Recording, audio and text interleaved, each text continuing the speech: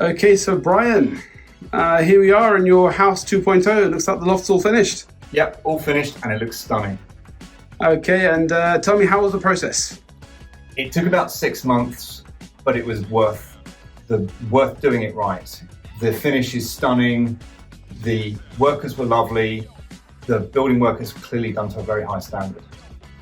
And what do you enjoy most about your new loft? I think it's got to be the mural. Okay, and why did you pick City Lofts? Came on recommendation of a friend, good recommendation, and we're really happy we chose them. Good process all the way through. Fabulous. And little Bailey tells me you're hoping to extend the downstairs at some point in the future. Yeah, we might go out the back 3 or 6 meters, depending on really cost and whether or not we need the space. Fabulous. Thank you very much. Enjoy your new home. Thank you very much.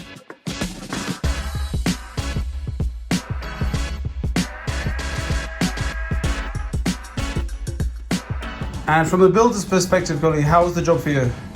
It was a lovely job. The couple were fantastic, very friendly and hospitable throughout, and I knew that the Loftals would be quite creative from the very first moment I met them.